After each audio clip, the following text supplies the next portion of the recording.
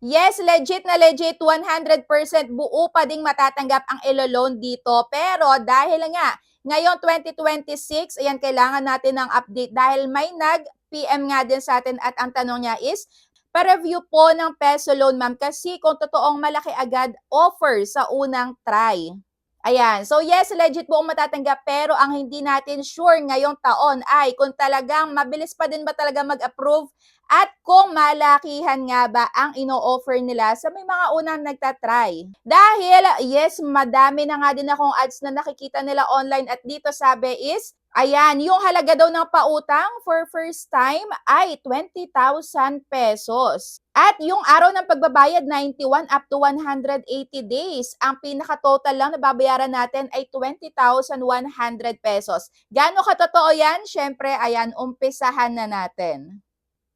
Gaya nga na sabi ko sa inyo kanina, nagawan ko na din ng videos itong peso loan application na to. And makikita nyo yan dito sa my YouTube channel ko. So ngayon ay magre-reloan na lang tayo. Hindi ko na sa inyo ipapakita yung lahat ng mga sinagutan ko dati dahil pwede nyo naman yung mapanood dito sa my YouTube ko. So eto na nga po, ayan, up to 100,000 pesos pa din is still yung pinapakita nila dito sa kanilang homepage. And ngayon is sa-sign in lang ulit ako. At take note nga pala, ito ay SEC registered and submitting entity din sa may CIC. At dito naman sa may mga ID type nila na, ayan, kailangan nating i-provide sa kanila is National ID, Driver's License, UMID or UMID, PhilHealth Card, TIN or TIN. Pag wala ka naman ng mga yon na recommended nila na dapat yun yung i-provide natin sa kanila, pwede din daw ang passport, pag-ibig, voter's ID, PRC ID, postal card, and SSS card. So, ito yung mga ID type na kailangan nating i-prepare sa kanila. So, yan yung mga ID card na kailangan meron tayo para makapag-loan tayo dito. And pipicturean nga pala yung harap at likod ng ID natin. Kaya make sure na dapat is hawak-hawak natin yung ID natin.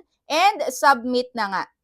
So dito, ayan, dahil reloan nga lang, naloka ako dito sa may resulta. Ayan, bungad na bungad pa lang. Ayan, syempre 10,000 yung pinakita sa atin at nakalagay dito ay 4 terms. Ayan, may 4 na bayaran. 30 days ang nakalagay na term. Pero nalito nga ako dahil dito hindi naman siya 30 days. So dito meron siyang 4 na bayaran and hati-hati siya sa may 2,750. And nasa almost isang buwan din yung mga pagitan ng mga to. So, ang interest fee na lumalabas dito ay 1,000 pesos lang. Ayan, na-try nyo na din ba yung peso